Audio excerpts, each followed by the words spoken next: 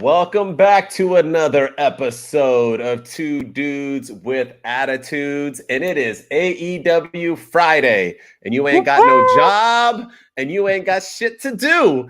Friday? No, the movie Friday with Chris Tucker, and that was a pretty bad. How are you gonna get fired on your day off? Man, what you stealing boxes for? You building a clubhouse? If you haven't seen that movie, y'all go see it. You don't have to be a stoner to watch it. You don't have to be like a fan of black comedy or Ice Cube or. That movie is literally genius, brilliantly written, acted. It's all takes place in one night on a porch all day. It's just like amazing. Sorry, I had to. It's a good movie, and I'm not gonna lie. Next Friday was good too. We talked about that when you came to Cali, that you were a fan of all of them. Yeah. Even the Christmas one. The Christmas Friday one. After was that Friday after next, or was that was last Friday? Yeah, I don't remember. I stopped watching after Friday, but yeah. Yeah. Friday after next was okay. The ones, Mike Epps. I mean, he tries too hard in those movies, but I still think they're funny. They were good stuff. But like when you got the bubble guts and so. But they're making a new one supposedly with Chris Tucker coming back. Yeah, so, Chris Tucker's coming, and apparently they're going to make a new Rush Hour for with Jackie Chan and Chris Tucker. I was about to say that. I love Rush Hour, but how old is Jackie Chan now? Like 108.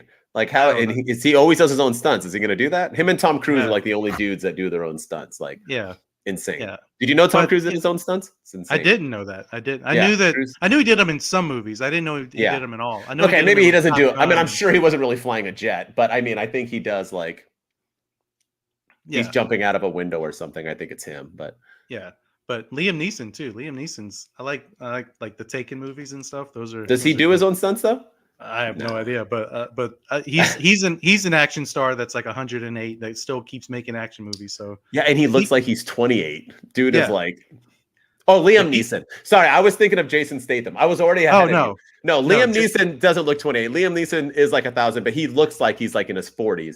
Jason Statham is like in his 50s, and he looks like he's 28. And does he do his own stunts? I feel like that dude's BA. I feel like he can do his own stunts and probably kick somebody's butt in real life. Like I feel like Tom Cruise couldn't beat anybody up, but Jason Statham I feel like could beat somebody. Jason Statham is somebody like if I bumped into him at the like if we were having a Hollywood beef and it was me versus Jason Statham and like he was going at me on Twitter and I'm going at him on Twitter and like he had to like bump into me on the street and we had to fight, I would just let him beat me up because like I don't think I could take him.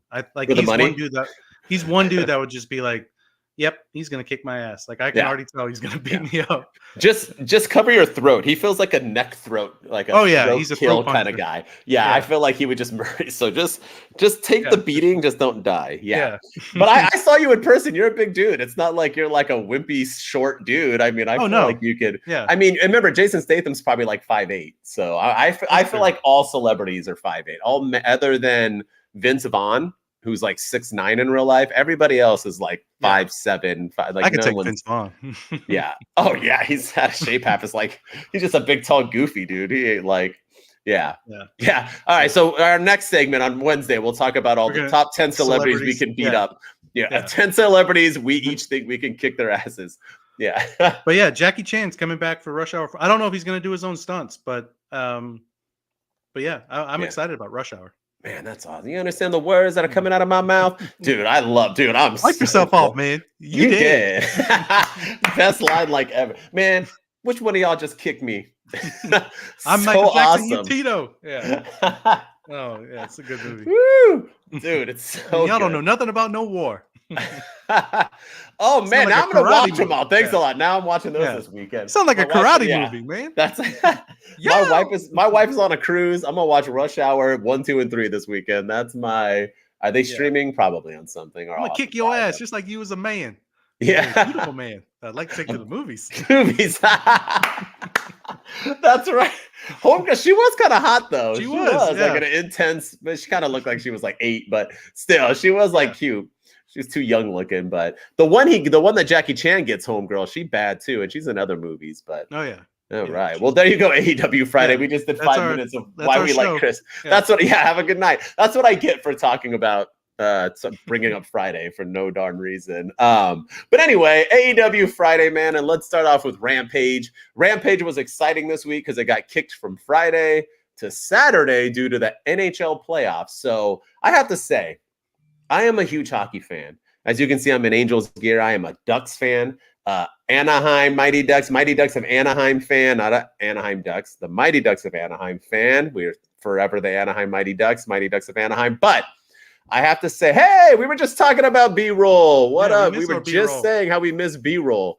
B-roll, you need to jump on with us sometime soon, dude. Let's talk again. I miss you, dude. I miss you. But yeah, and they got moved, and I gotta say, your show isn't that important if you get bumped for the NHL. I'm gonna say that, like, I love hockey. I think hockey is the most fun sport. Okay, hockey and soccer. If I'm gonna go to a live event, there's usually nothing more exciting than those two, because soccer, the atmosphere that when you're there, it's like jam-packed and the crowd is so flipping into it. But hockey is just like nonstop, the hits, the sound of the ice, the cold in there. I mean, there's nothing better. They're not my two favorite sports, but watching them live, they are. But other than that, who the heck watches hockey? You know what I mean? It's like the most unpopular sport in all of it. And you got bumped for hockey? Dang, Rampage, you do better. Do better, Rampage. I'm sorry. I like you guys, but so they get bumped to Saturday, and I think they basically just kind of like pick some people up and, to put them on this card. And so the storylines were meh. They kind of put random people up. I mean, Moxley's fighting Christopher Daniels, and I mean, it's like, what is he like? Like, once again, he's just in contract just to pop up whenever he wants, or does he have like a feeder contract? I don't know. But anyway, something did happen, a couple things, and I think those are the two things we'll talk about. And I want to talk about Mark Briscoe. I feel for my dude. Losing your brother is probably the hardest thing that you can possibly do, maybe behind losing your child or a parent. And maybe it's even on the same, I don't know, because people have different relationships with different siblings and so on. But losing a brother losing anyone in life. I mean, if I lost Shooting Star Press, I'd be devastated and probably wouldn't know what to do with myself. So I couldn't imagine losing a brother and feeling that and trying to, especially when you spent your whole wrestling career, your only job with that person. And the fact that he has moved on, in a sense, not moved on from the passing, but moved on in the sense that he wants to try to continue his life and do what he loves to do, is amazing of him. But what the heck has Tony Khan done with this guy? He has said he doesn't want to be in tag teams anymore, which, respect. I get that. Well, I wouldn't either. But let this man go solo. You could have done some things with this guy and put him and had him beat some jobbers and build himself up. I mean, he already had the love from the fans. I feel like all of that has been forgotten, and all of this now, he's kind of getting lost in the shuffle. And now he's kind of like that person that we're fighting over. So basically we have Lethal and Jeff Jarrett and FTR fighting over his love. And to fight over his love, he got beat up by the varsity dudes. And to prove who loves him more, they decide that they're going to team together, which I'm assuming is going to lead to a tag team title match. Because if there's anything Jericho, if there's anything Jeff Jarrett and Lethal need, is another tag team title defense, because all the other ones have been phenomenal and successful. If there's one thing Jeff Jarrett needs in 2023, it's victories. And and we're not going to talk about him on Dynamite, spoiler alert, but he got one. So either way. Yeah. I just am confused. Not only is this whole thing just stupid for Rampage standards, like not only Dynamite standards, but Rampage standards, but it's just stupid for Mark. It's stupid for Lethal and Jarrett. It's stupid for FTR. They just won the tag team titles. We haven't seen the Guns since. We haven't seen FTR defend or even try to challenge somebody. And I get you're trying to get there with this, But this is, I'm already over it. I cannot be the only one. Let Mark Briscoe do his damn thing. Let's see what he's got. Not a lot of people know the Briscoes, unless you're a hardcore fan. Yeah. And even not all AEW fans are going to know who Mark Briscoe is. They know him probably by his brother's passing. And now maybe they have Googled him or looked him up. But not everybody is a New Japan and other organizations and checking things out and so on. And not everybody goes to ROH and was watching it before it started being on AEW every week. So let Mark Briscoe do his thing. He's even getting lost in the shuffle on this. You know what I mean? His promos are getting cut off. He's not really getting a lot of shine. And then he comes out and he's Peacemaker. Guys, stop fighting. It's just not the way he needs to be built. And once again, sometimes Tony Khan hits and sometimes he misses. He's missed when he built Wardlow up, and now Wardlow is getting disappeared. And we'll talk about that. And now it's like Mark Briscoe as well. You had magic in a bottle. And I'm not saying that his brother's passing should make him be he should use that as a storyline, but yeah, he's been on ROH a lot. He has, but not everyone watched ROH. There's a reason why it went out of business, right? And was bought out. But what I'm saying is that you could have at least utilized this in a way that, hey, even something as simple as like he's going to go solo and he's doing it for his brother, and let's let him win some matches and beat some people. You know what I mean? So it's crazy. And I don't know. What say you? I mean, am I off Mark? That was too long of a rant, too. No, you're fine. Mark Briscoe on Rampage. I shouldn't have spent 6 minutes on a Rampage combo, but go ahead, my man. It is. It really is stupid. And, you know, I give all the props in the world to Mark Briscoe for doing his thing, especially after his brother passed. And the fact that he went to work like a week after and had a match the week after his brother's passing is, you know, I don't think I could do that. That's for sure. And, you know, he's handled this with such grace and class and everything, and he's done. So I think they're doing the best they can. But this whole thing, first of all, why can we find out why the varsity athletes attacked him backstage? Like, why? we cut like last week. Was it last week on Dynamite? I think it was, when they cut to the backstage, and there he is he's getting pummeled by the varsity blondes or the varsity athletes or whatever. Not the varsity blondes were Stone Cold and Brian Pillman. But the varsity blues. You know, I don't want your life. Yeah.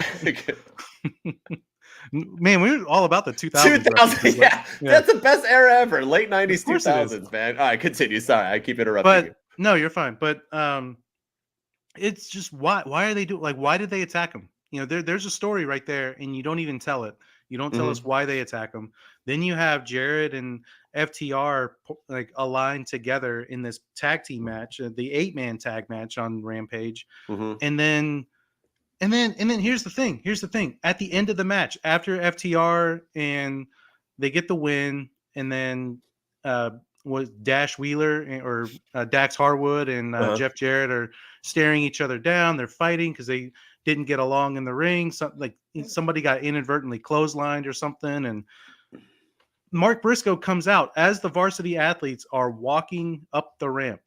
And instead of attacking the varsity athletes, the people who attacked him, he just walks right on by them and climbs into the ring and plays Peacemaker, and like perfect opportunity to, you know, get some offense in and show us what you can do by continuing the beat down on them, and then go deal with Jarrett and what's his face, Dax Harwood and FTR. So this whole thing has just been dumb. It's been dumb from the beginning. There's no reason, there's no explanation as to why.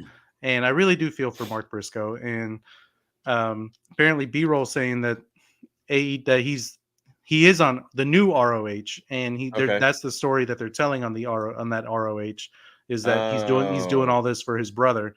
But again, AEW assumes that everybody watches everything. AEW assumes that they don't have the casual fans who don't know who this guy is. I've never been the biggest Briscoe. I didn't know who they were. It's not that I didn't know who they were. I'd heard of the Briscoes, but I didn't see them. You weren't watching their matches all the time. Yeah, I didn't watch their matches all the time. And then I heard about Jay dying, and then that's when I looked them up and started following them a little bit more and a little bit more closely. And then all the stuff happened with Warner Brothers Discovery not letting Tony Khan do a tribute show to Jay Briscoe, so they did one for ROH, and then they like changed their script and let them come on, let Mark Briscoe come on to AEW TV, and that's really when I started following them. So I'm sure I'm not the only one that's happened to. But right now, however they're booking them on AEW TV, set aside ROH and set aside everything else he might be on, but just on AEW television, it's a joke, and I don't like it. And I want to see Mark Briscoe do his thing. Let the man cook. I agree, and I'm a hardcore wrestling fan, as are you. And B-Roll had to tell me, who's supposedly a newbie because he's watching ROH, that this is relatable. So I don't know that, and so we have to get to that point that Tony Khan needs to understand that not everybody watches everything. You know, it's like the main event of this thing. You can't just have another one. You can't have the AAA title defended. Like what? Like it makes zero sense. Let's stop with they need to be split. Leave them alone. I mean, we were talking beforehand, because you're not going to talk about the main event, is that the AAA title was defended. You don't see the NXT titles being defended on Raw and SmackDown once again. And you don't even see them bringing it up, actually, because we were talking about that with freaking Johnny Wrestling, is that he was like two different people on two different shows. So, I mean, it's like, I'm not for that either. But at the same time, if you're going to bring him in and these are the reasons, then show a quick 5 second recap of why, and then have them come in and beat you up. Something that WWE has always done better than AEW is that they always show what has happened before to keep you updated. They're never there to like let you guess. They want you to know this is why we're getting here. Even if they show too many recaps, at least they're always keeping you informed. You know what I mean? Like maybe you missed SmackDown this week, so we're going to show you the SmackDown recap 10 times. You know what I mean? But it helps. It is helpful in case you didn't see. So yeah. And AEW needs to do a better job with that. But yeah, that main event, I mean, it was a great match, but I don't need to see the AAA championship defended on AEW TV. I mean, you can barely even get the AEW champion wrestling matches, and here you are getting somebody from another brand that, again, not everyone has heard of or seen. So but it was a great match. It was, but once again, what's the point? Yeah.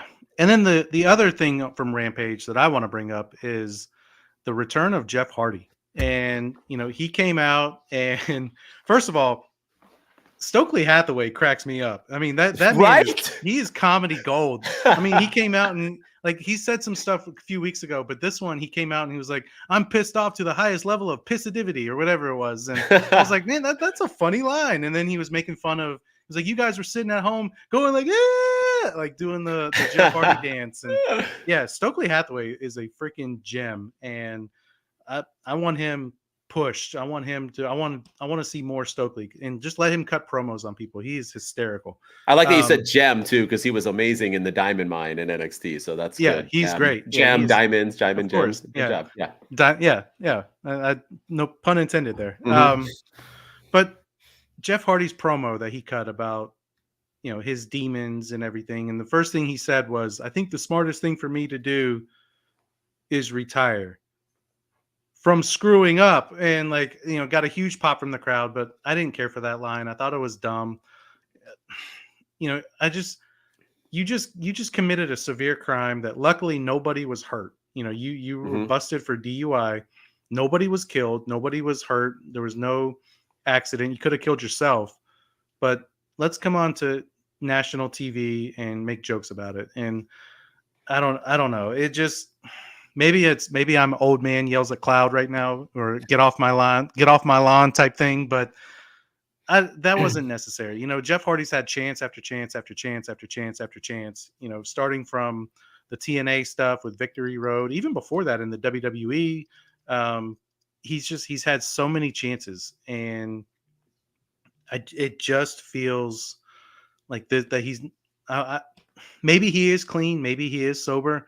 And some people, they cope with things by using humor, and maybe that's what he's doing. But I don't know. It just felt to me like he's not taking it, or it's not as serious as it should be. And again, maybe that's just me being, you know, a almost 40-year-old that's, you know, get off my lawn type thing. But I didn't care for it. And then another thing too is, can we stop with the retirement swerves already? Like it was badass when Mark Henry did it in 2011, 2012, whenever he did it, when he did the Hall of Pain. He actually acted that out and had me on the hook thinking he was going to retire. He had tears coming down his eyes. He thanked his family. He thanked his wife. Like, it was cool when he did it. But now it just seems like that's what everybody does. In AEW, you were there when Adam Cole did it. He did it a few months ago. He was like, I've got some good news. Is that, you know, I can't remember. The bad news is I'm still hurt, but the good, or something like, the bad news is for everybody in the AEW locker room. And, you know, everyone was like, oh my gosh, like we all thought he was going to retire and he wasn't coming back. Can we stop with these retirement swerves? And same thing with Jeff Hardy and I think I just need to retire from screwing up. Like, come on, it's not funny. And like, just stop.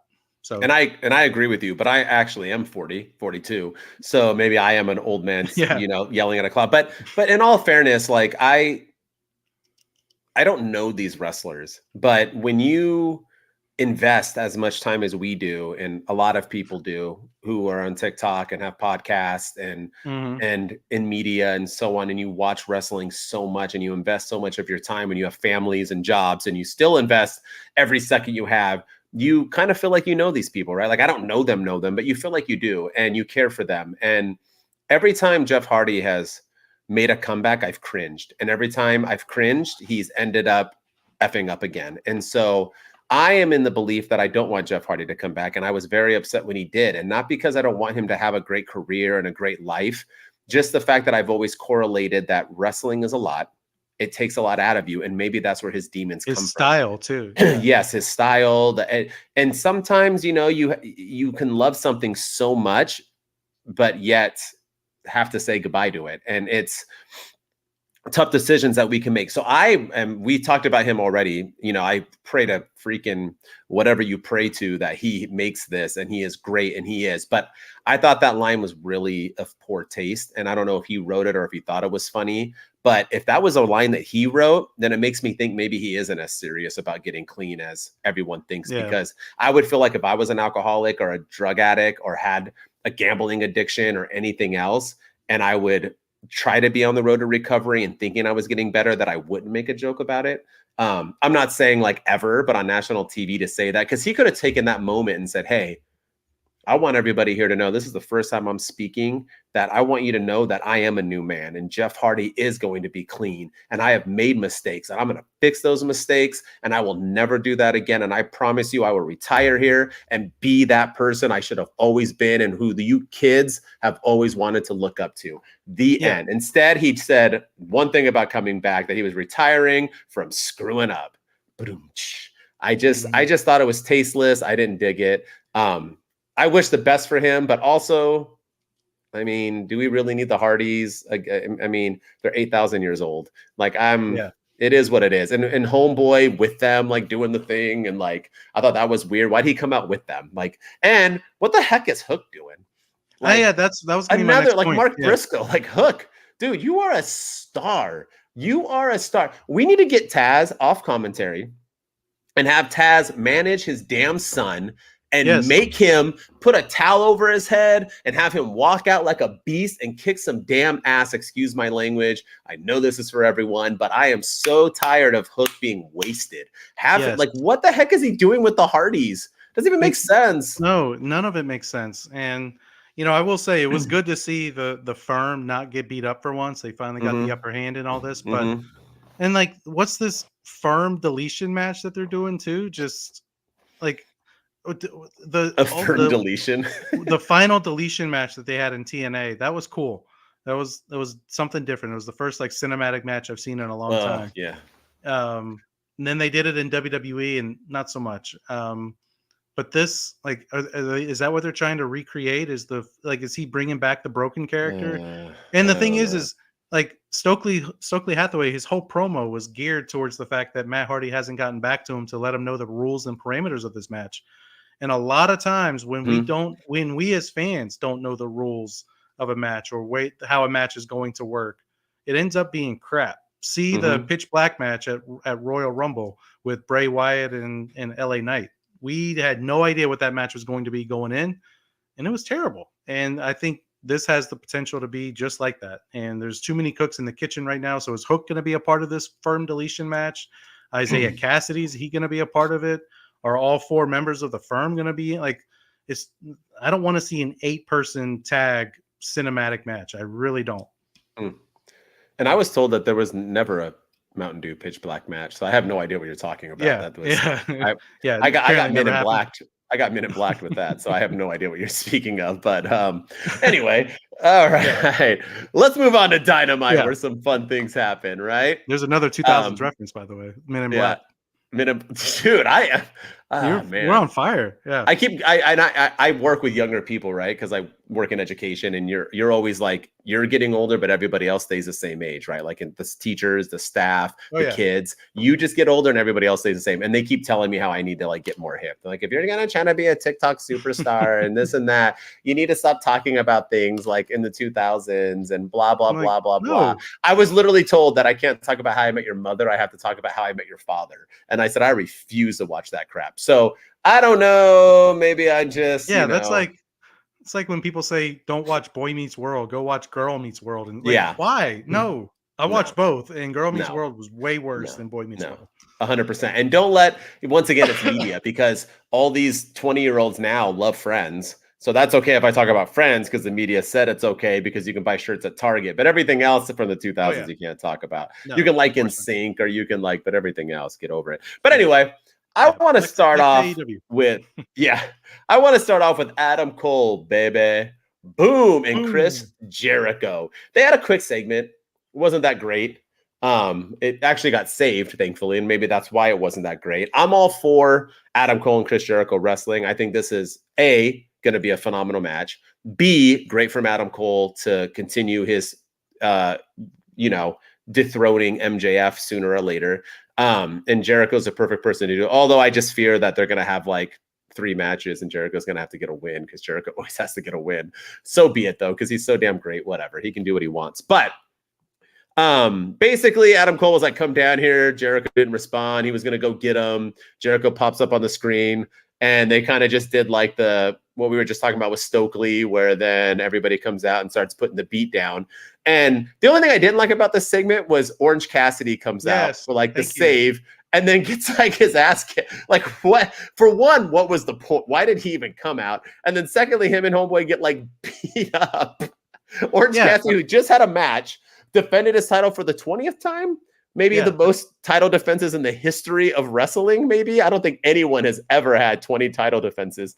Dude comes out, and Jericho is not the GOAT B-roll. I am posting a TikTok later of the World Cup of WWE, and I got the GOAT, and that's who won. So, spoiler alert. But anyway, comes out and get his butt kicked. I have no idea. But the positive is that Mr. Diamond Mind himself, the man who we have no idea what happened to, where the hell did he go? He's not been a thing forever. Roderick Strong makes his return, and him and Adam Cole have a nice little quick makeout session afterwards. But what I want to talk about this segment is what I really like is that everybody keeps saying how surprises are dead with the internet and with these fake people who the Meltzers in the world who know freaking everything. Nobody saw this coming. I don't care who you, and I get that Roderick Strong is not The Rock, or still he made. Am I back? Yeah, you're back. Did I ever leave? You can hear me? Okay. Yeah, you broke up. He never Okay. He made his return and came back. It was awesome. No one saw it come in. I was hyped. I was like, dang, Roderick Strong. But here's the thing, right? We can't have Roderick Strong and Adam Cole. Got to bring it back. You know what I'm saying? You got to bring it back. They don't have to be called the Undisputed Era. I have 2 shirts of theirs. I will rock them hard. I almost rocked it today, but I'm in Angels gear mode. But we need to bring it back, baby. I want to see the Undisputed Era. They can be called the Undisputed Elite. You already made shirts. Whatever you want to call them, but they need to come back. I want to see them 4 do it. I think them 3 could help Adam Cole in this feud against the JAS to get him over. I would love to see Adam Cole lead a feud again, lead a faction again. Maybe you're not on the same page, but when I think of the most underrated and underappreciated factions of all time, minus the oddities, there's only 2 that come to mind. That was a joke. The oddities were awful. Another 2000s reference, or 90s. But The two that come to my mind as the most underappreciated and underrated factions of all time is the Undisputed Era, because they were only on NXT. Remember, they held all belts for a long time. Mm-hmm. And the Aces of Eights. Those are the two most underrated and underappreciated factions of all time. Because when you see factions, you barely see them pop up. So them two. So I'm all for it. Let's go. I was for this. I like Roderick Strong. I know Fish got released or whatever, but it doesn't mean you can't bring him back. I know he's an Impact, but obviously they all are spreading. And I don't even know what happened to O'Reilly. I don't follow. B-roll, so says he's hurt. Okay, so he can come back. So there you go. So that's what I'm saying. Let's bring it back, baby. Boom.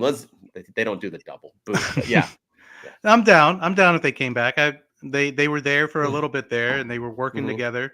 And then it was weird. Like when Adam Cole was there the first time around, they had Kyle O'Reilly and they had Bobby Fish, and they were all working together. And then they like mysteriously turned on the Young Bucks, and like Adam Cole turned heel, and then that was it. Then he like disappeared. He got hurt too. Well, yeah, he got hurt. Yeah. But that was like the last time we saw him on TV, and then everything happened with Punk and the brawl out stuff. So then they, Bobby Fish made some comments on a podcast about CM Punk, and then he went out. He got released, and Kyle O'Reilly's hurt. So, but I'd be okay. And one cool thing too is if it depends on what Tony Khan's going to do with Adam Cole. Is he going to be the one to dethrone MJF? Maybe he should be, but if you're going to bring him back and let him lead a faction, why not go after the House of Black and the Trios Championships? You bring Roderick Strong and maybe Bobby Fish back while Kyle O'Reilly's hurt, or you can bring Kyle O'Reilly back and keep Bobby Fish out and let the three of them go after the House of Black and go after the Trios titles. I think that would be a banger of a feud to have too. And, we all, Aleister Black, Malachi Black, and Adam Cole cross paths in AEW quite a bit, or in NXT quite a bit. So, yeah, I would love to see it. I would absolutely love to see it. But this segment for me, it missed the whole thing. First of all, I agree. Without the return, yeah. So first of all, AEW, we talked about this a few weeks ago, but you got to fix your production issues. I couldn't hear anything Chris Jericho said. And then it just felt like they didn't turn his microphone up and they turned the crowds up or something. And then throughout the night, there was like Renee Paquette was interviewing everybody and you couldn't, this is what it kind of sounded like. You couldn't and it was bad. And Darby Allin and Jungle Boy, they're interviewing Darby Boy. That would be their name that would be the shirt. Darby Boy, Jungle Darb. But you couldn't hear what they were saying. You couldn't. Tony Khan's announcement was just like that. Sammy Guevara's interview was like that. So you got to fix the production issues. But Chris Jericho, I couldn't hear anything he said because it was just, I'm not going to kick your, I'm going to beat you up. And I'm going to have these guys do it. It just, it felt weird. And then Orange Cassidy and Bandito. Because they wrestled each other earlier in the night. And then after the match, where are the best friends? Number one. Number two, after the match, he's putting sunglasses on them, and so now they're friends. So are they part of the thing now? And then you brought out your international champion, and you made him look super, super weak in this whole thing. You made him look really dumb in this whole thing, because they got their asses kicked by the C squad of the JAS, and then Roderick Strong comes out okay. And first of all, it sounded like maybe it was louder in the arena than it was on TV, but it looked like he got no reaction when he came out at first. I was like, this crowd is either dead or I just can't hear him because it's so loud. But it's Roderick Strong, yeah. I mean, yeah. But he came out. I mean, they got a pop when they hugged, but I couldn't hear anything when he came running out. But then he goes out there and he takes out everybody with ease. The same people that Orange Cassidy and Bandito struggled against. And then here's my other thing, right? I would have taken Orange Cassidy and Bandito and not even brought them out there. I would have brought the Acclaimed out, and because you've been working on the Acclaimed with this story of them joining the JAS the last month or so. And last week they just had their match against Cool Hand Luke and Daddy Magic, and they finally said, we're not joining you guys, we're done with you guys. So why not why not bring your two stories together, especially because these guys are like beating up people, and have the Acclaim get some offense. And you don't have to send Billy Gunn out there. Just send Max Caster and Anthony Bowens. Just replace Orange Cassidy with the two members of the Acclaimed. Would have gotten a huge pop. And then afterwards, all of them could have scissored or something. And I think it could have been a cool moment, especially because you've been telling this story with the Acclaimed, and the Acclaimed don't even come out. So, yeah, I don't know. This whole segment just felt really, after the greatness of last week's segment with Adam Cole, Britt Baker, Jericho, and Saraya, this missed for me in a big way, in a very big way. And another thing too is, I'm going to go on a little bit of a rant here, but Keith Lee is the worst friend ever. I'm just going to throw that out there, because he had a match with Chris Jericho because of his disrespect to Adam Cole. He loses to Chris Jericho because of Swerve Strickland. Last week, Adam Cole's getting his ass kicked by Chris Jericho and Chris Jericho's henchmen, and Keith Lee doesn't come out. And then on Rampage this week, or last week, Keith Lee cuts a promo backstage talking about how I showed Chris Jericho the meaning of the word respect. And now all of a sudden he's teaming up with Dusty Rhodes again, and now he's Naturally Limitless. That's their team name. And they're going after Swerve Strickland. Like, you're what? I don't know. Keith Lee is the worst friend ever. And like, he could have come out and helped Adam Cole, but they had to go get Roderick Strong, which I get. It's a big surprise. Nobody saw it coming. I'm glad Roderick Strong's out there. But yeah, that's my rant. Keith Lee is a terrible friend. I love it. Keith Lee and Matt Riddle, I think, are two bad friends. We need your rants every week. I like it. I like it. All right.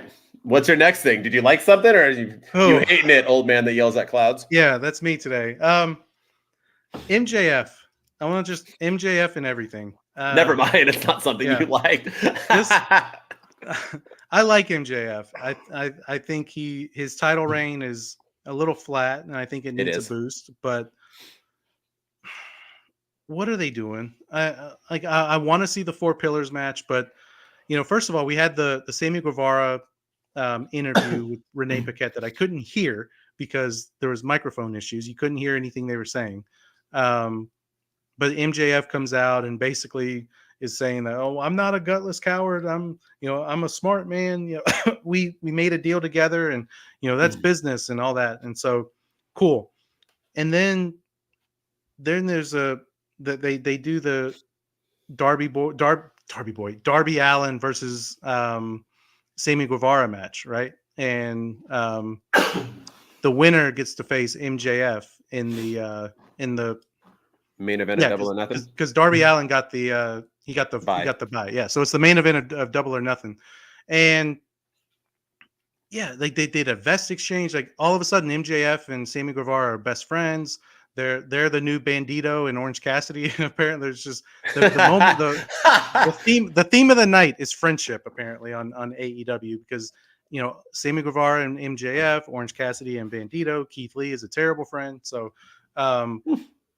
But yeah, then we have the match between Darby Allin and Sammy Guevara, and it's a great match. It's an awesome match, but it ended, and Sammy Guevara he gets the win, and they're going on to it's going to be Sammy and MJF at Double or Nothing in the main event, or so we think. And then there's a twist thrown where Tony Schiavone takes a phone call from Tony Khan, and I'll get more into that in my unpopular opinion. But yay! But Tony Schiavone takes a phone call from Tony Khan in the middle of a show, and basically says that no, there's going to be a tag team match now next week, and it's going to be Darby Allin and Jungle Boy teaming up against MJF and Sammy Guevara, and if MJF and Sammy Guevara win, the Pillars match stays the same, stays how it is. If Jungle Boy and Darby Allin win, they're added to the match at Double or Nothing. And MJF, of course, is pissed, and he's mad, and he's yelling at everyone. And then it ends with, in the backstage, they're upset. Sammy Guevara is mad. Everyone's mad. But Sammy Guevara and MJF try to get in a car together. And MJF's like, no, I don't, just me. I'm going alone. So all of a sudden they're not friends anymore, and that's how the segment ends. But this thing, what a waste of time the last 2 weeks have been. That's all it's been. It's just been a huge waste of time. We had this Four Pillars tournament, which we all knew was going to lead to a fatal four-way. And now next week's going to be a waste of time because we know how the outcome is going to be. There's going to be shenanigans, or there's going to be a disqualification, and it's going to lead to Darby Allin and Jungle Boy getting added. I don't know. There's got to be a different way of creative to get to that fatal four-way match. Why not just make a fatal four-way match? I don't understand why we had to jump through all these hoops, but I don't know. It just felt like they had nothing, and this was the best that they could do, and it just felt like a huge waste of time. And because we're getting a fatal four-way match by hook or by crook, and it's just a matter of how we get there, but not this way. This is we crapped on the build to Revolution, but I will say that I wanted to see Bryan Danielson versus MJF more than I want to see this Four Pillars match based on just the build. I think the match is going to be off the chains, and I think it's the right match to have, but this build has been terrible. Well, since we'll probably only do one unpopular opinion each, one of my unpopular opinion was that this tournament has ruined the Four Pillars match at Double or Nothing. The end. I mean, it's a fact. I guess this is better than having MJF make them earn things. So, I mean, I guess you could have had all three of them earn it by beating people again. But, I mean, it's stupid. And obviously, Sammy Guevara's taking the L from Darby Allin next week. I mean, I'll put money on it right now. I don't think Jungle Boy would go. I think it's going to be Darby pinning Sammy Guevara next week. It's stupid. And I think it'll be MJF bouncing or whatever else. I don't see how MJF and Sammy becoming kissing brothers and then him turning on him instantly is going to build anything for the four-way at Double. None of this has done anything. We could have went somewhere else. I feel like sometimes the AEW gets lost and they don't know how to get to where they need to. Like, they have a good idea. The Four Pillars match, which they stole from us, was a good idea. 100%. And I guarantee Darby Boy is going to be all over shirts in about 2 weeks. I'm going to put it right now. And then that'll be official that we know these mother humpers are stealing our ideas. So I'm going to start getting two dudes with attitudes need to get big. I'm about to take that money. But anyway, we got to, it is what it is. But MJF, it's like you kind of blew it with the Bryan Danielson or Daniel Bryan thing. And now the Four Pillars thing was a great idea, but then you ruined that. MJF's run has just been a sham. It hasn't been great. And he's so much better than this. And no wonder we're starting to hear more talk about him hinting at going to WWE. And he's probably looking at this like, dude, I'll be doing better with Triple H than I'd be doing here. His title run should have been the best one ever. And once again, we're still only at Kenny Omega having the only good AEW heavyweight championship run. So what can you do? Let's see what happens next week, but I don't believe in it and I don't trust it. And I'm kind of in the same boat as you. This is just plain. It's not elevating anybody. And that's the whole point of having this, because MJF's going to win. So you have to elevate the other three people. And that's not what we're getting. And it's just all of it's been just a waste of time. That's because if everything's pointless, it's a waste. Like, why did it's not elevated. So you literally did all this for nothing. We've watched it for no idea. Speaking of something that I think is great, and even though I know people aren't the biggest fan, but I want to talk about my homegirl, Jade Cargill, because I am in love with Jade Cargill. I'm going to say it right now. I am in love with that woman. She is amazing. I think she's great. I think she's not appreciated enough because she's not as phenomenal as a wrestler as people want her to be, but the chick's got attitude. The chick looks good. The chick beats people down. She is not going to be in my top 10 celebrities that I can kick their ass. I saw her in person. I showed you pictures of her that I took. I think she's taller than me. I'm 6'1". Yeah, she probably is tall. She's everything. And I think her and Valkyrie, this is the first like good feud she's had. It's had a decent build. I like it. They have the same finisher. You can't use it. And I thought this match was good. I'm looking at it and people are like, oh, this match was whatever. I thought it was better than what people are making it out to be. I enjoyed it. And I like the finish. I like that she kind of had to cheat to not have that finisher because now that'll play a part later on, and that she had to hold the tights because now her first real competition, she had to kind of cheat to win, right? So it makes her look vulnerable. So maybe she won't continue to win. And secondly, it leads to a rematch. And who else is she going to wrestle? So let's keep this going. I thought this was well done. I thought in a night that I had weird emotions about how the booking was going, I thought this was done right. The only thing I didn't like about it was that this should have been the main event, even with the screwy finish. Why was the main event the main event? I'm not saying that all title matches have to be main events, but I mean, you got a few title matches on your Dino. Why are you ending it with the Blackpool?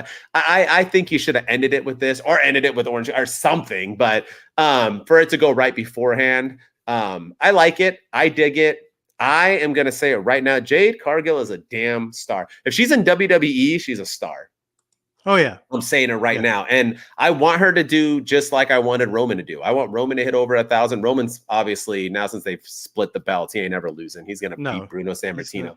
He'll be at WrestleMania 49 defending the title. I love all the TikTok memes of him like winning the new WWE title too, and having them all. I wouldn't put it past him to do that. Yeah. I think it's hilarious. But I'm reading everybody saying Orange Cassidy's title reign is boring and Jade Cargill. Fans are so fickle. I wish I would have told you I was going to say that so you could have done that. Fickle that you had. Fickle, because it's so stupid. You want Wardlow and them are changing the belts so much. Boo hoo. Oh, Orange Cassidy and Jade Cargill have had their belts too long. Boo hoo. No. That some people can do it. I know I said 6 to 9 months is my reign, but if it works, you can do differently. I think Jade Cargill is working. Am I wrong? Am I the only one who loves her? Am I just in love with her? I don't know. I am loving me some Jade Cargill, dude. Her promo on Rampage was she just like sitting backstage getting makeup done and not giving a shit. Like, I love it. I love that because she fits that kid. She's BA. She's not like Finn Balor, who like has that persona but loses every week. She has that persona and she is whooping butt. Like, she's that girl. She is her. Like Carmelo is him, she is her. Yeah. So no, I love Jade Cargill, and I think she's great, and I wish AEW would feature her a little bit more because, like you said, this should have been the main event. This should have closed out the show because this was a match I was actually looking forward to because you had the story that Valkyrie couldn't use the Blue Thunder Bomb as the finisher, and that's Jade Cargill's finisher. So it was a cool story, and I wish that they would feature her a little bit more. And problem here is we won't see Jade Cargill on TV now for the next 3 weeks or so, and that's where AEW just irritates me because she is a star, she is great, but we never see her. But I did like this match. I know there's some people that probably didn't, but I actually dug this match. I thought it was a great match. It certainly told a great story, and it makes Jade Cargill look a little bit more vulnerable. I don't think this is over between the two of them. I think there's probably going to be more in the future, and I kind of liked the stuff at the end where after the match, Valkyrie was so frustrated because of the way that she lost, and it was her first loss in AEW too, that she like grabbed Aubrey Edwards and was going to put her in the Blue Thunder Bomb before all the referees came out and put a stop to her. So I thought all that was cool. So you can tell that she really wants this title. She's kind of like the Cody Rhodes in this story. Like, she knows she can beat Jade Cargill, and she's gonna. I hope they kind of play that angle where she knows she can beat her, and she's gonna work her way back up to get to her again, and then we have a rematch maybe at Double or Nothing or some other time down the road, to where she can finally maybe be the one to beat her. I don't know. I want her to go to 100-0, and she's at 56-0, so she's got 44 more matches to win. But no, this has been great. I'm digging this, and I want to see more Jade Cargill on TV, and I want to see more I want to see other wrestlers get an opportunity. This is how you elevate people, right? Valkyrie is very. I think she got elevated in this match despite the loss. She looks like a star. She looked badass. She gave offense to Jade Cargill and made Jade Cargill look vulnerable. And so now she kind of set the blueprint of how to beat Jade. And now maybe some other rising women stars can attempt to do it as well. And Jade Cargill can outsmart them and find other ways to win, cheat to win if she has to. So yeah, I like this, and I want to see more of it. I like it. I love it. I want some more of it. Billy Ray Cyrus. 90s reference. Oh, we're going. Now we're going back. All right, let's keep going. Oh, man. Speaking of throwing it way back, Arn Anderson, Double A, and Wardlow are a thing now. And that's it. That's all I got to say. Wardlow and Arn Anderson. Good, because we don't have a lot of time, so I'm glad you're keeping it quick. Yeah, this is what are they doing? Like it was an awkward promo from Arn Anderson, who is been the king of awkward promos since he came to AEW. He's the one that told Cody Rhodes to get his gat and shoot some people, bang bang, and then like what is he? What I don't know. I don't even. He talked about the NFL draft and how Wardlow would be the #1 draft pick in AEW, and he's a real stud. And like I don't even know what he said half the time. I was just like, this is terrible. And Wardlow so are they baby faces? Are they heels? Like what's going on here? And then Christian Cage and Luchasaurus thankfully came out and saved that segment and put a stop to it. And I kind of like the chicken shit heel that Christian Cage is playing, where he came out and because the thing is I don't know what they're doing. Is it going to be Luchasaurus against Wardlow, or is it going to be Christian Cage against Wardlow? Yeah, I don't, because Christian Cage like was going to climb into the ring, and then he backed out, and then Luchasaurus stayed, and then until Christian Cage called him off and said, "Come on, let's come back." And then they backed up the ramp together. So yeah, that's it. Arn Anderson and Wardlow are a thing. Wardlow is the TNT champion. I don't know how. I guess I'm glad he's the champion, but like, where's Powerhouse Hobbs? What are they doing with him? Is he's not? Is once you lose the TNT title, are you done with the TNT title? But I don't know. Are you though? I mean, I feel like everyone who loses it wins it back some other time. Yeah, I know. But like what is he guys doing? And I mean, they had a QTV segment with Powerhouse and QT Marshall, and they didn't really talk about the TNT Championship all that much. No, they moved. I don't know what they're doing. Yeah, but Arn and Wardlow are a thing, and yeah. It makes, yeah, I agree with you. I was lost, and Arn Anderson's been having awful promos since WCW, so don't get it twisted. Yeah, I love Arn Anderson. I'm a big fan. The Four Horsemen, he helped carry them. He did a lot, but his promos have always been awkward. Now they're even more so. When you get older, your brain doesn't work as well as it used to. You don't remember things as quickly. Plus, I also think he's always drunk. Like I'm not saying he's an alcoholic. I'm not saying it. I'm not saying he is drunk. I'm just saying that's how he sounds like. Like I've had times where I've like seen my 8-year-old son doing things, and I'm like, "Are you drunk?" Like, but obviously he isn't. I'm not accusing him of being drunk. I'm just saying it's like his promos are like a promo I would cut if I had like 3 shots before I came out to the arena to cut a promo. It's weird. I don't think we're the only two in the world who think Arn Anderson and Wardlow should not be together. I think the whole world has come together and said this makes 0 sense. Wardlow doesn't need it. Arn Anderson, I thought his son was in AEW and that's what he was there for. I guess that's not a thing anymore. I have no idea what's going on, but with Christian Cage and Luchasaurus, I'm assuming that whoever is going to wrestle Wardlow is going to win the title because that's how the TNT title works. So I would rather see Christian. I think Christian Cage needs to continue. I would love to see Christian Cage and Edge get back together again before they both retire. So whether Edge comes over or vice versa.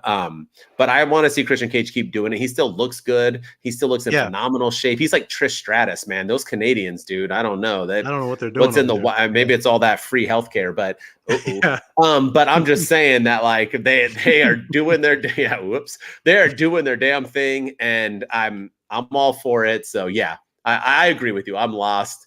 And I've given up hope on the TNT Championship ever having a long-term reign or stability to it. But I mean, if you're gonna play hot potato with it, Christian Cage is a good next opponent. Luchasaurus wouldn't be bad either. I'm all for him too. Yeah, I would love to see Luchasaurus and Wardlow go at it. I think that would be a great match. But me too. Yeah, what Christian Cage and Luchasaurus are great.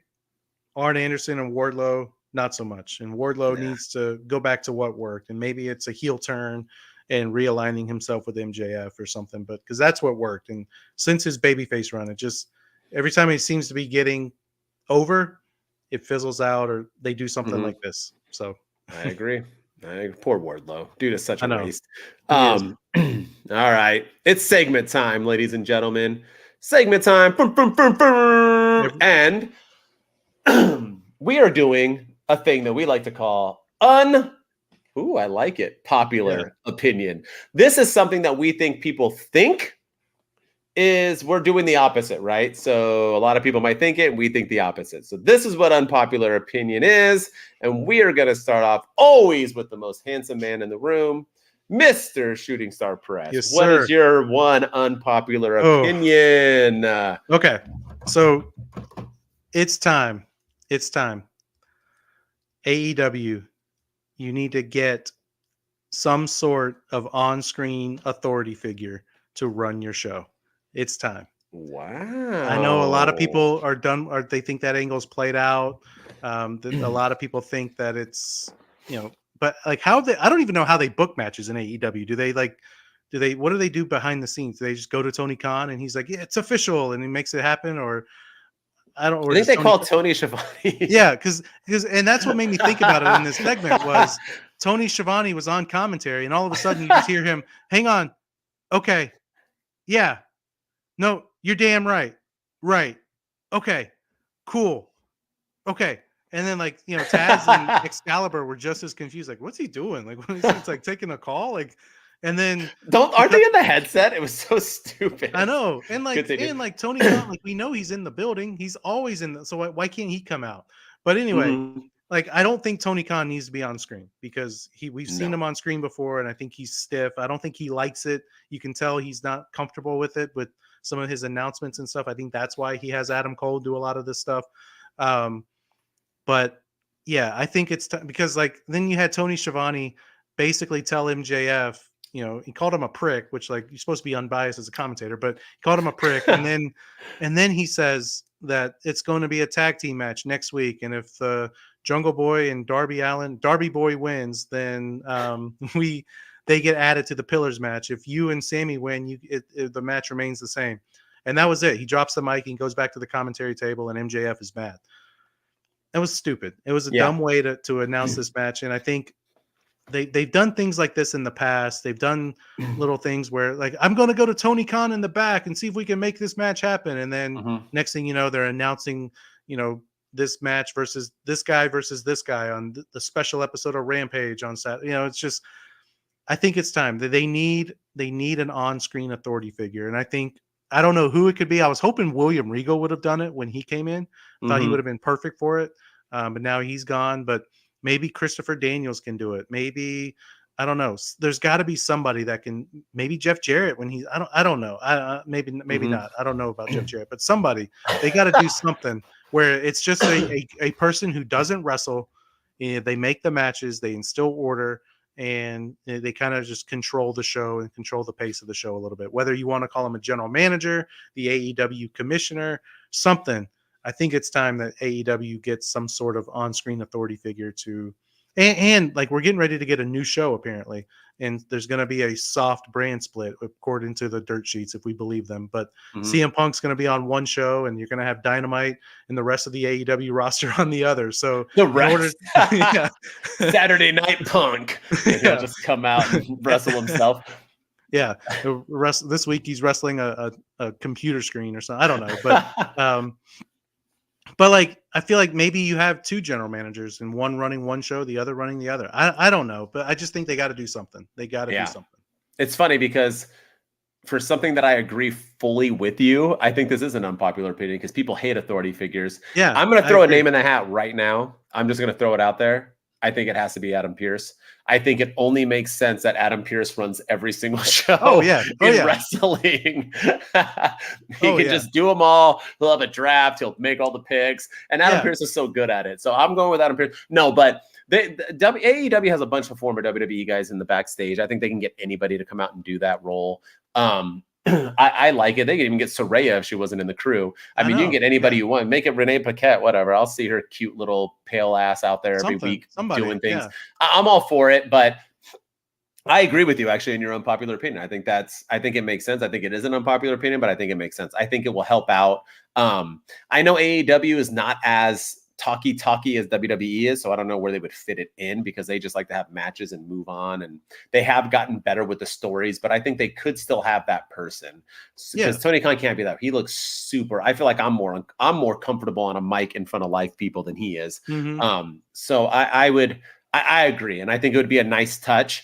And when you have an on-screen, it could be like Adam Pearce. Adam Pearce isn't featured. It's not like the olden days where Eric Bischoff was on screen constantly and he was always there. He was on commentary. And Adam Pearce is just, when needed. And I think that could be the same thing when something like that happens, they can cut back and that person can say, hey, No, we're doing this match, and I just announced it the end instead of Tony Khan having to do it all. You don't hear Adam Pearce saying, "I just spoke with Vince McMahon and he said that." Like, you know what I mean? No. Like, Yeah, so yeah. I do like that, and I think that's a good idea. And there's a number of people it could be. You could get, like I said, Christopher Daniels. I mean, he's not doing anything, and he just got beat up by the BCC, and he just randomly appears. Like, why not have him? I love Christopher Daniels. I want to see more of him in AEW, and that's a good way to feature him without putting belts on him and stuff.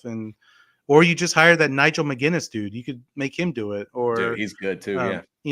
Somebody, but they got to do something. Chris Jericho at some point, he can't wrestle forever. Exactly. Like, I mean, and it could be a good thing to do for someone who's injured. That like Adam Cole. Adam Cole would have been perfect because he was hurt. But I'm in my new role as AEW commissioner, and I'm going to run the show. And or Stokely. What about Stokely? Yeah, Stokely would be like. There's so many good people that could do it, and smart Mark Sterling would be great too, as the heel. Would, the heel lawyer that runs the show now. So I don't Mark know. Henry, Taz. There's so many people. So many Paul people. White, you can just 100. Yeah, Big Show. Yeah, 100%. Yeah. Oh, sorry, Paul. Not Paul White anymore. What's his name? Anymore. What is it? It's Captain Insano. No. But didn't he do like a Paul No Big Show? What's his name? It's I look it up, please, while I do my unpopular opinion. But anyway, my unpopular opinion is probably more an unpopular opinion for myself because it's about a faction. And I love me some Bloodline, and I love me some Judgment Day.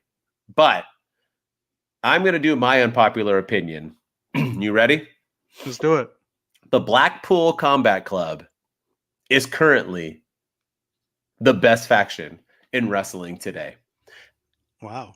But they need to lose the Blood and Screwdriver because it's unnecessary and stupid. Minus that, I liked them putting the beat down on Rampage, and I liked what they did on Dynamite. I like their shirts. What did it say? For real, or this is real, or whatever. Black. They have lost, I think, the thing that made them and the best thing that was going for them, and have thrived. It reminds me of DX. When Shawn and Triple H and China were DX, I thought there was a 0% chance that they would survive without Shawn Michaels. And they thrived. I don't think they were better than that DX, but they thrived. This is what I'm thinking of. They lost William Regal. I think the Blackpool Combat Club is better now than they've ever been. I think they're killing it. I like that they're coming out and beating the snot out of people. I like that they're working cohesive. I like that they're on the mics. And you got 4 of maybe, for sure 3 of the best wrestlers possibly in AEW. And Wheeler Yuta being a young coming upper who is probably going to have a bright future. It reminds me of an Evolution. It reminds me of, the Shield of just kicking butt. Every time Blackpool Combat Club comes on TV, I'm digging it. They got a new shirt. I'm all for it. I'm going to say right now, with Judgment Day kind of not being together and the Bloodline not having Roman much anymore and them kind of falling flat, dude, Blackpool Combat Club is where it was. And once again, I've been down since day one-ish. I'm going to keep saying that. So what say you? Is that unpopular? I mean, I'm sure people will say it is, but... I think it's unpopular, but I don't disagree with you at the same time. So I do think that the Bloodline was the best faction on TV. By far. And every time Roman's on screen, they are the best faction in wrestling. But when he's not there, it's such a seismic difference when he is there versus when he's not there. Whereas Bryan Danielson hasn't been with, he may not be with the Blackpool Combat Club next week, and it may just be Jon Moxley, like we saw on Rampage, Jon Moxley, Wheeler Yuta, and Claudio when they beat up. He was there Wednesday though, and he had a presence. He was on and he came down and and so I think the Blackpool Combat Club doesn't necessarily need Bryan Danielson to be fine, but they thrive with him. But I think the Bloodline needs Roman Reigns to thrive. So, I like what they're doing with the Blackpool Combat Club. Ever since they like changed the direction and they started becoming true heels, and they stopped with the crazy matches and the death matches, and they stopped feuding with Jericho Appreciation Society and the other factions that they were messing with, and started going after just like randoms. I mean, nobody is safe around the Blackpool Combat Club, which is crazy. And I love it. I'm digging it because, you never know when they're going to strike. You never know what they're going to do and who they're going to go after next. And yeah, I do think they need to lose the screwdriver stuff and all that. It's stupid. It doesn't add anything. To me, it's just like the Outcast with the spray paint. Like, we don't need that anymore. You can have a different calling card some other way, but just pummel people. That's it. They don't got to bleed every time. No. And that's another thing. John Moxley, I think we're on 4 straight weeks that he hasn't bled. And it's been since the Blackpool Combat Club changed their direction and became a little bit more fierce and a little bit more unpredictable. And I loved his promo not really his promo, but after they beat up Christopher Daniels, he said, "It's not us that's changed. It's everyone else that's lost their mind." I thought that was pretty ball, because I think Christopher Daniels said something like, "You still got some honor left in you," and then they beat him up. And I was I loved it. It was great. All of it's been great. The ending of Dynamite was great when they turned on Takeshita and they beat him down because he wouldn't join them. And yeah, it's been good stuff, and I want more of it. And I want to see more Blackpool Combat Club. And this is the way the BCC should have been since they first formed. Yep. They shouldn't try to be baby faces. So no. And Tony Khan, just let them do their thing, stay out of the way, and don't MJF this by next week it's going to be a tag team match and the winners will face Hangman Page and Kenny Omega. We don't need it. Just let them do their thing. Yeah, let them just keep doing this, and once again the Outcasts doing their damn thing. So yeah. All right, man. That was AEW Friday. We done. With us. All right, we got a big week coming up because I'm assuming AEW is going to keep on clicking. We're going to find out if MJF is going to have a fatal 4-way match. But also WWE, man, we got SmackDown tonight. It's going to be big. We got Raw, NXT, and we got a pay-per-view coming up, a premium live event coming up. So we're going to have some predictions and so on. So looking forward to next week. Once again, the views are coming in. I appreciate you. The follows are coming in. You guys are loving us on YouTube. Keep loving us on Twitch. Let's get this damn thing big. We're not even close to a year yet. And by that year, I want to be able to start blowing up and hitting on all cylinders. I'm posting TikToks today. Shooting Stars is constantly posting TikToks. We're going to keep doing that. We got this. Getting back on this. Your Dom strike is over. Yeah. Whoop, whoop. Yeah, my Dom. I found one. I did a Dom video today. So there you go. All right. I'm back. But yeah, so as always, I am Mr. MWO. And with me is...